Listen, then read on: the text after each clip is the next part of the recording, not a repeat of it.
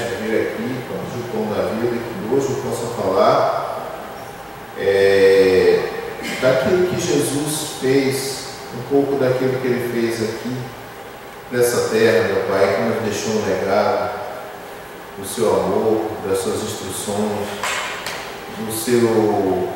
da Sua orientação, da orientação que Ele deu a todos nós, e possamos seguir essas orientações e assim conseguirmos galgar nosso maior objetivo, meu Pai, que é chegar ao céu. Para que isso também possa ser condicionado a que nós levemos também aquele que está ao nosso lado, que é o nosso vizinho, que ele vá conosco também, que aquela pessoa que conheça também a Ti, que possa se apaixonar por Ti, meu Pai, e assim estar contigo também como nós queremos que Tu estejas conosco. Nos dê a Tua paz, nos dê uma boa noite e que Tu possa nos inspirar agora, meu Pai, no nosso coração. Como diz a Luciana, que não fale o Paulo, mas que fale o Teu Santo Espírito pela nossa boca. Amém. Em Jesus, amém. Bom, amigos, eu queria estar mais perto, mas nossa atividade está regulada aí, então vou ficar por aqui mesmo. Uma boa noite a todos. E hoje a gente vai falar um pouco sobre educação. Mas educação em que sentido? Eu não vou ficar repetindo aqui cantilena de educação da igreja, porque o filho tem que ir para lá, porque tem que sair no mundo, Eu quero analisar um pouco a educação como era na época de Jesus. E eu queria que abrir para os irmãos qualquer colaboração a respeito, qualquer opinião que os irmãos possam manifestar, não fiquem acanhados.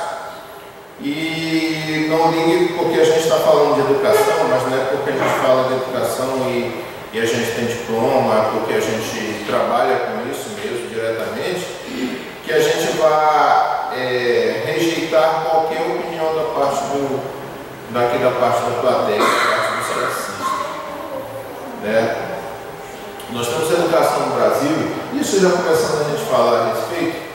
Nós temos educação no Brasil que era caracterizada por duas coisas: elitismo e diplomismo. Então, se por exemplo, o pessoal acha um dente de tubarão na praia, tem que chamar um especialista, não sei o que, pós-graduado, não sei das quantas, com um pedaço de papel assim, porque aquele cara necessariamente é o especialista naquilo. E tem coisas banais, assim, cai um fio de cabelo, aí o cara, vamos no dermatologista e tal, para tratar assim, um fiozinho de cabelo, uma bobagem, qualquer coisa no Brasil se recorre a pessoas com diploma. Mas eu quero dizer uma coisa: se fosse por diploma, acho que a lâmpada não teria sido inventada, porque o Thomas Edison não tinha diploma de nada, ele inventou um monte de coisa. Inclusive, eu lembro de quando ele falava a respeito, que ele dizia assim: poxa, mas nós já tentamos 1000 coisas, essas 1000 coisas não funcionaram. Aí ele disse assim: nós já sabemos pelo menos que 1000 coisas não funcionam, então, já que sabemos que 1000 coisas não funcionam, então vamos tentar mais uma, quem sabe nessa 1001 aí vai funcionar. Ele diz assim: 1000 coisas não funcionaram, pelo menos a gente já sabe que não funciona, então outras coisas vão funcionar. E ele foi tentando realmente, até que conseguiu. Então, ele inventou de 1001 coisas e era um cara curioso, uma pessoa assim que tinha uma mente fértil para inventar as coisas. Né? A passagem está lá em Lucas, capítulo 2, versos 46 e 49. Vamos analisar como era o ensino na época de Jesus, para a gente falar um pouco sobre essa questão da educação. A gente já tratou aqui dois problemas, né? Elitismo, são os dois maiores problemas: elitismo e diplomismo. E nós temos problemas subjacentes a esses, né? Os problemas de confusão subjacentes a esses. E depois a gente vai ver isso daí também. Mas vamos ver agora primeiro Lucas 2, de 46 a 49. 46 a 49. Lucas capítulo 2, 46 a 49. Quem tem uma voz boa e potente, pode ler diz que não tenho. Tá bom? Parece aquela história quando alguém morre, né? Poxa, ela era tão bonita, era tão nova, e se fosse bem velha, tinha que morrer. Depois de 3 dias, encontraram o templo, sentados entre os mestres, ouvindo-os e fazendo-lhes perguntas. Todos que o ouviam ficavam maravilhados com seu entendimento e com as suas respostas. Quando seus pais ouviram, ficaram perplexos. Sua mãe disse: Filho, por que você nos fez isto? Seu pai e eu estávamos aflitos à sua procura. Ele perguntou: Por que vocês estavam me procurando? Não sabiam que eu devia estar na casa de meu pai? Porque me procuravam, não sabia que cumpria estar na casa do meu pai. E ele estava no meio dos doutores. O que é que ele fazia? Olha a ordem que vem aqui. A ordem que vem no verso 46. Primeiro Jesus o quê? O quê? Ouvia o que eles tinham a dizer, não é isso? Primeiro ouvimos, depois perguntando. Então eu ouvia primeiro, o conceito principal, que foi, e é até um conceito biológico, que foi dado a nós pelo Criador, que nós temos 2 ouvidos e uma boca. Né? Aí tem gente que acha que tem 20 bocas para falar e um ouvido só, né? Que fala mais que ouve. Mas é que ele diz assim, ele ouvia primeiro para depois interrogar aqueles doutores. Porque às vezes os doutores ali, como a gente já vai ver aqui, eles tinham conhecimento, mas era um conhecimento muito teórico da palavra de Deus, não era uma coisa prática. E Cristo veio a essa terra justamente para trazer conhecimento prático da palavra de Deus. Vamos ver aqui. Como é que era o ensino da época de Jesus, o ensino palestinense, o ensino judaico? No século I, o ensino básico, ou no mais tecnicista, mal comparando, desde que a profissão, dependendo do contexto, era acima de tudo familiar, e outra hipótese, conseguir uma família rica que custeasse os educados, que aqui não é o caso. Isto é, o homem deveria saber o básico em nível de conhecimento, o ensino era perpassado pelo educador, Razan, que repetia em voz alta algum trecho da Bíblia hebraica. O alunado repetia para memorizar o conhecimento, técnicas mnemônicas, e depois, com o tempo, aprendia o alfabeto. Assim poderia, através dos escritos judaicos, principalmente a lei ou a Torá, conhecer sua língua materna. E como a vida era centrada na religião, no trabalho diário, o ensino tecnicista era indispensável. Desse modo, era demasiadamente vital ter uma profissão. Especificamente, Jesus era chamado de carpinteiro. No grego temos o termo tecton, já que José, seu pai adotivo, era. Né? Aí tem as referências aqui, São Mateus 13, 5, 5 e São Marcos 6, versículo 3.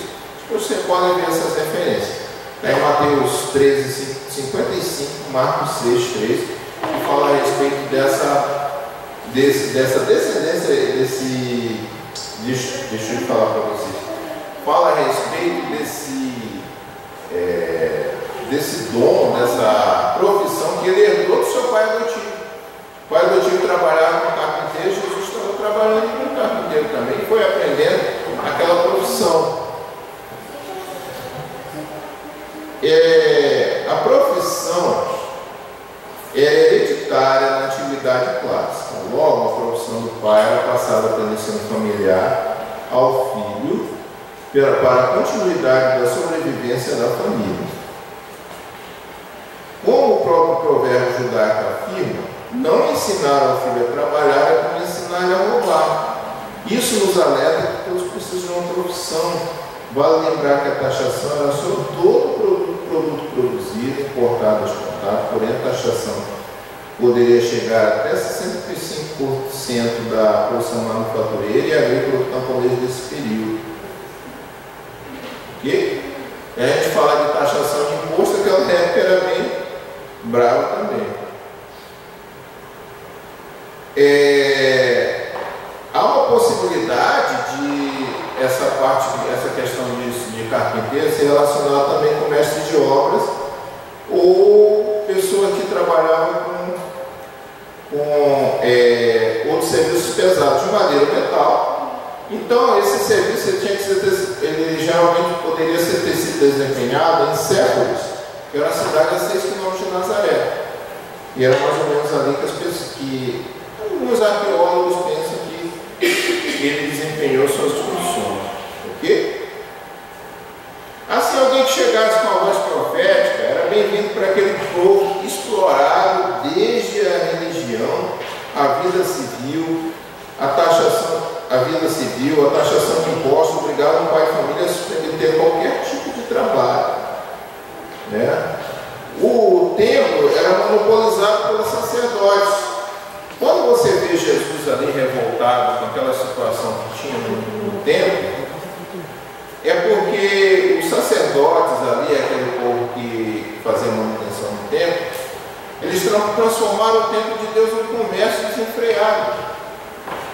Então, a religião ela falava que o sacrifício de animais deveria ser um sacrifício de um animal feito.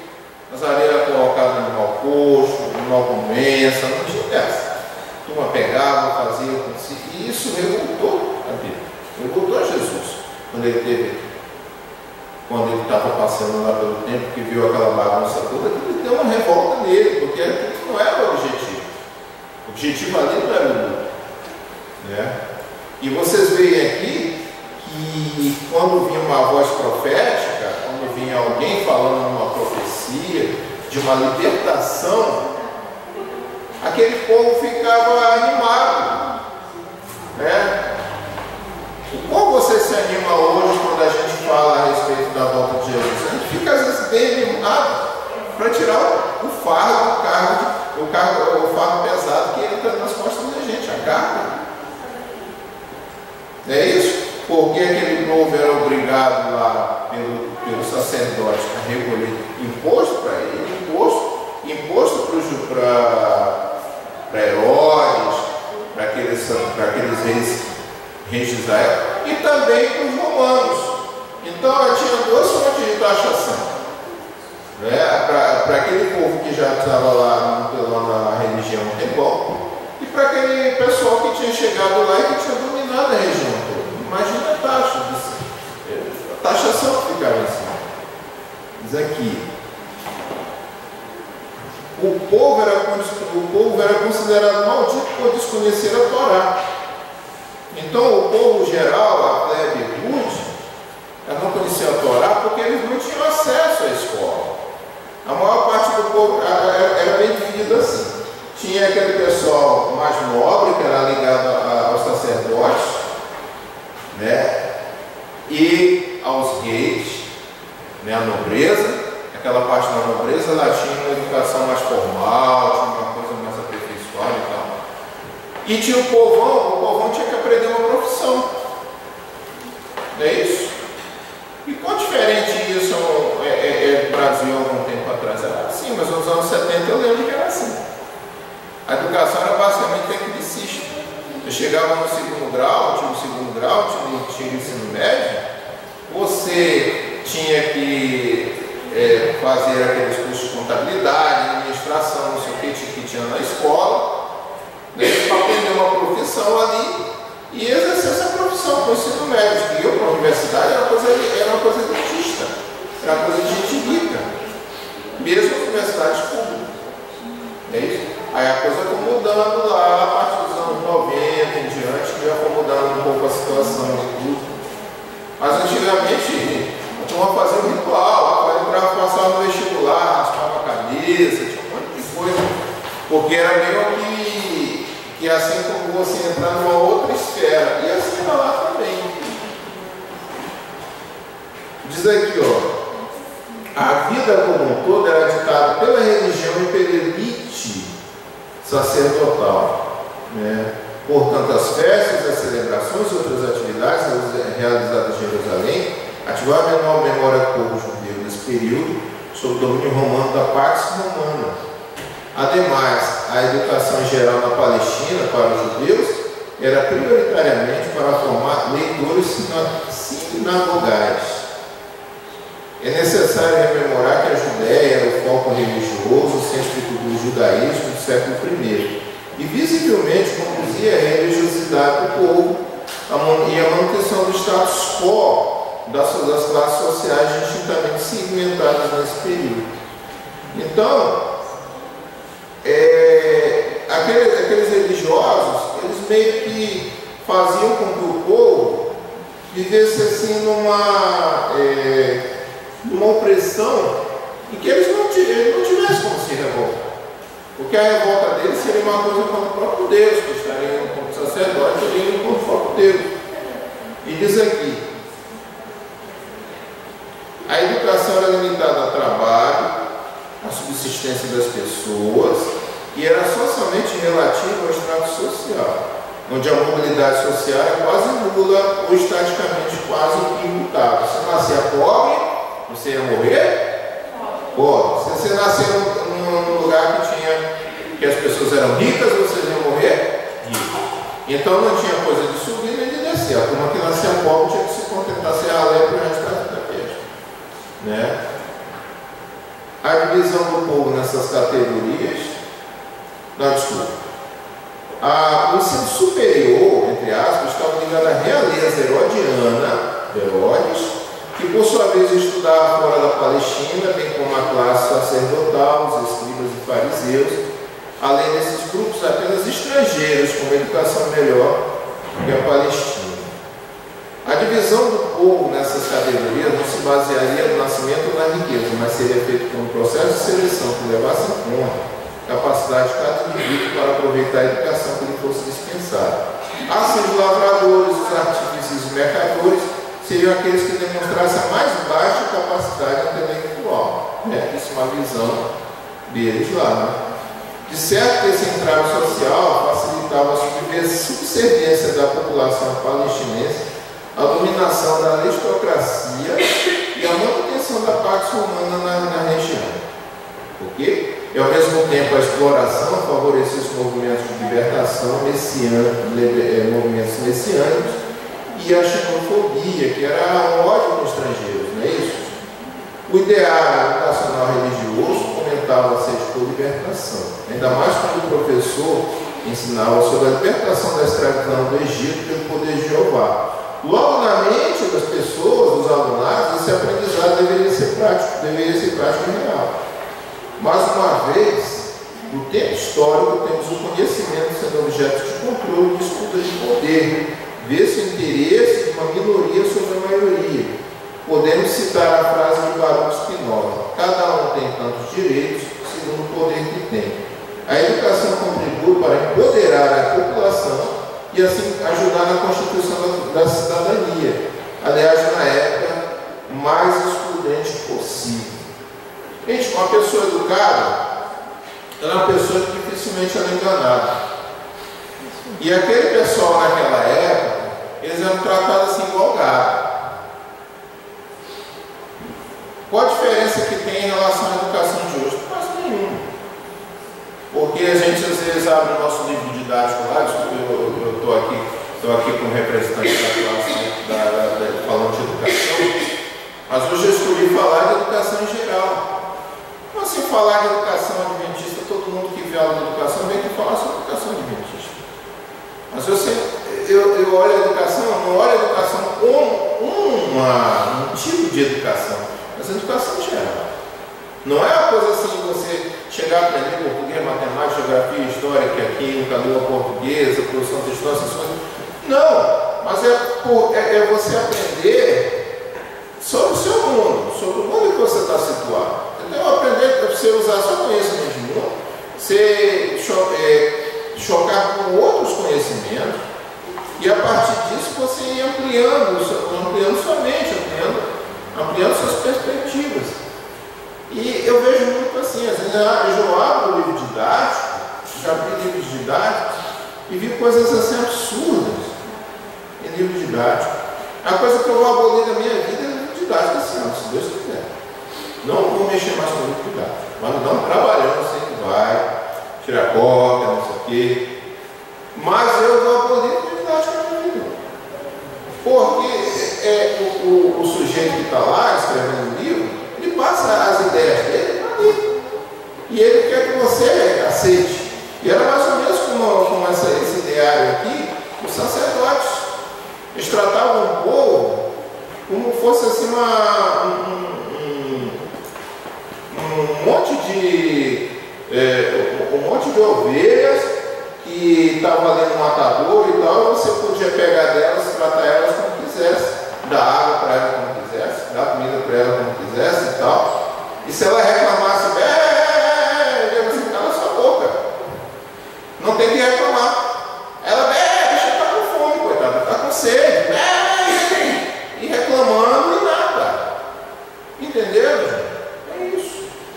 Eu vejo muito isso hoje, ó. Eu vejo assim um negócio assim, chamado internet, que me desculpem, é a mesma coisa de abrir livro didático, sabe? Pessoas com cada ideia, assim, ideias assim da Idade Média. As pessoas falam, parece que estão assim, parece que transplantaram ela no século XIII e elas estão agora no século XXI, gente, falando daquela maneira, né? E às vezes a gente abre aqui, como eu vou abrir com vocês aqui o Sermão da Montanha, você vê a sabedoria de Jesus. Jesus, ele vivia a vida prática. Ele não vivia, ele via as pessoas de uma forma profunda. Ele via as pessoas, não com casca de cebola, mas ele ia tirando aquelas camadas da cebola para ver lá no âmago, aquela parte verdinha que tem lá da cebola. E hoje a turma só tira a casca da cebola e acha que sabe de tudo, né? E passa lá na internet e fala um monte de bobagem. Uma vez veio um cara assim, na época que estavam fazendo aquelas protestos, aí veio um cara lá no Amazonas com roupa de desbravador, que queria que os tanques estivessem na rua. Ele disse assim: meu querido, bota isso na rua para você ver. Em cada quartel militar desse país tem uma imagem de uma santa. E essa igreja, ela prega contra idolatria a santos. Vocês acham que aprender primeiro quem? Adivinha? Então o cara fica falando porque não entende. Fica falando porque não tem base. Entendeu? A nossa vida, a nossa educação no nosso país, no nosso mundo, chegou num ponto em que acha assim, os palpiteiros estão se multiplicando a né? A turma agora está lá no YouTube, vai dando palpite sobre tudo, né? Palpite sobre a vida das formigas, palpite sobre o sol que está se aproximando da Terra, por isso que está esquentando. Um monte de palpiteiro. Mas conhecimento teórico, você falar, não, isso aqui é assim, que base você tem para falar que isso é assim? Entendeu? Por exemplo, aqui essa caixa de som. Vocês acham que essa caixa de som aqui ela foi feita por palpite? Olha para ela. Ela não é das mais potentes, não é mais maravilhosa. Mas me diga assim, não teve um engenheiro por trás, um engenheiro de som por trás disso daqui, que estudou a onda, que fez uma pesquisa, que analisou os materiais, que material absorve melhor o som para ela não ficar se tremendo, que material propaga melhor o som para fora, que material aproveita melhor essa questão da energia que é passada para a caixa. Entenderam isso? Não foi um cara assim que deu não sei o quê. O Edson começou teve lá no início, mas você vê que mesmo sem o conhecimento teórico, ele foi fazendo experiências, ele foi aprofundando as coisas, ele foi tentando aqui e ali. Como diz a Bíblia, né? A Bíblia diz assim, um pouquinho aqui, um pouquinho ali, um pouquinho aqui, um pouquinho sobre mandamento sobre mandamento, um pouquinho aqui. Não é uma coisa rasa, estreita e superficial, né? Mas é justamente isso daqui, ó.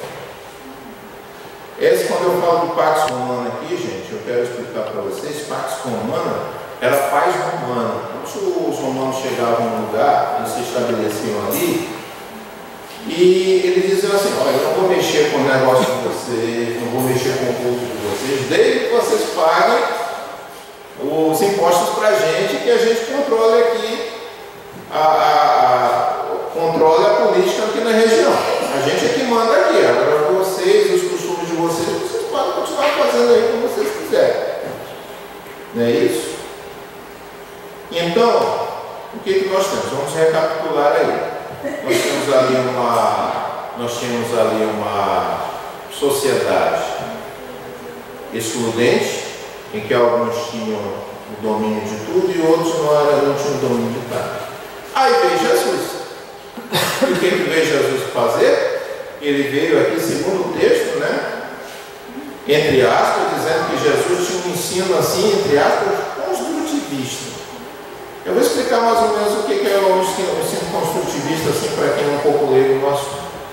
O construtivista, ele utiliza assim fatos do cotidiano, coisas assim do dia a dia, para te dar um exemplo, para exemplificar alguma coisa, para te ensinar alguma coisa também, né?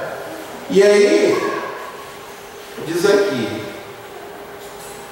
devido à importância de construir junto ao ouvinte uma nova mentalidade a partir dos conhecimentos da vida, e esse ensino proporcionar uma nova oportunidade de pensar, refletir e questionar a vida.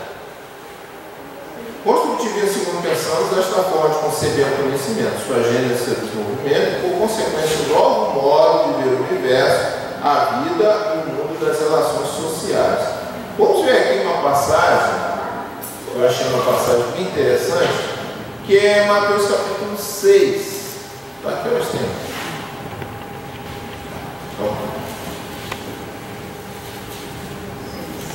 É a nossa última passagem de hoje.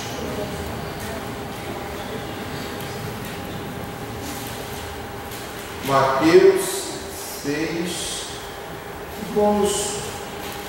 Deixa eu ver aqui. Deixa eu ver referência.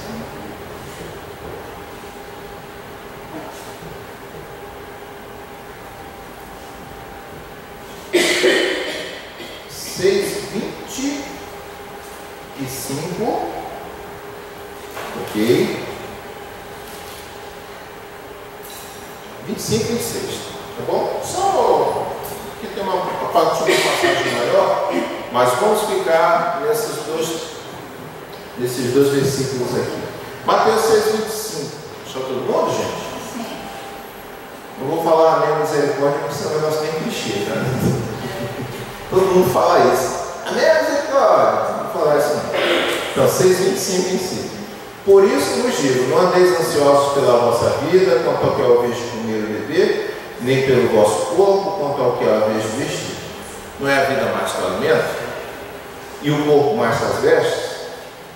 Aí ele vem com aí ele começa a trabalhar de uma forma construtivista, construindo conhecimento. Ele diz assim: olha, observai as aves do céu.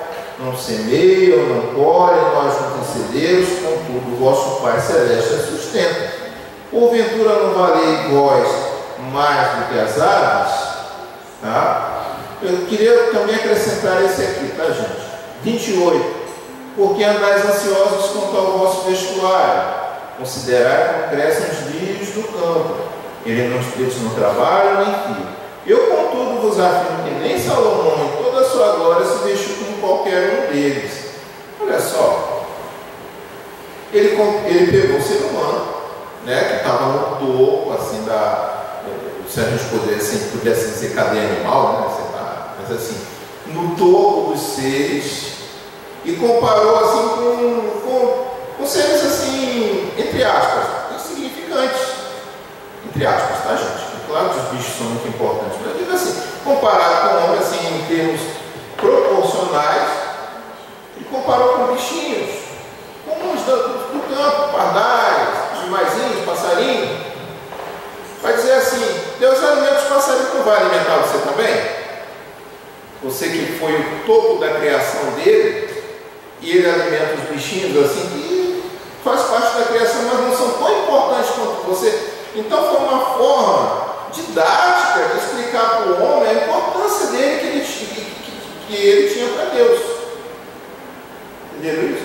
A importância que Deus tinha e que o homem tinha foi explicada ali, em comparação com aqueles passarinhos. Aí quando ele pega os lírios do campo, ele diz assim: olha, aquela planta lá, Salomão, que foi tão rico, tão cheio de riqueza, não se veste com uma planta daquela qualquer, depois você corta aquilo, joga no fogo, acabou.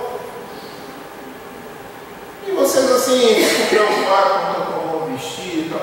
Não se preocupe. É claro que não é um negócio assim que Jesus está dizendo para você se acomodar em casa e ficar esperando só que as coisas aconteçam. Porque não, ele não vai vestir o lírio do campo, ele vai vestir também e a veste vai cair do céu. Não é isso. Mas é assim, ele diz logo no começo assim, cadê? Não andeis ansiosos pela vossa vida. Ele diz assim, não andeis ansiosos. A questão da ansiedade.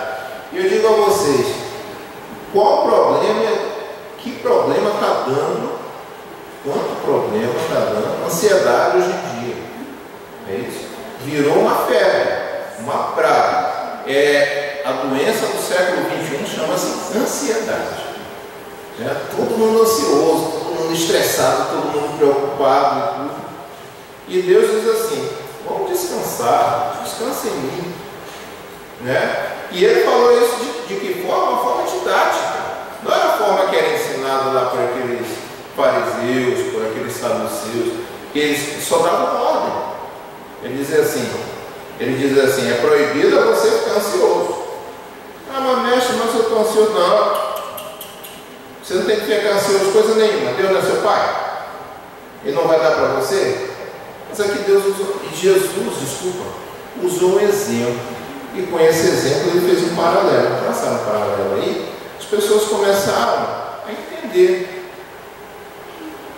Entendeu? Esse era o método de Jesus.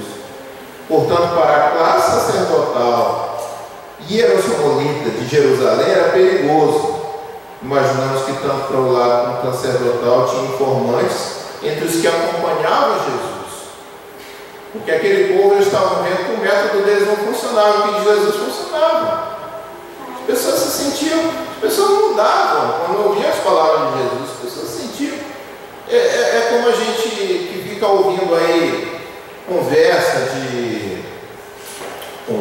intelectual, conversa de como é que chama? Conversa do mundo.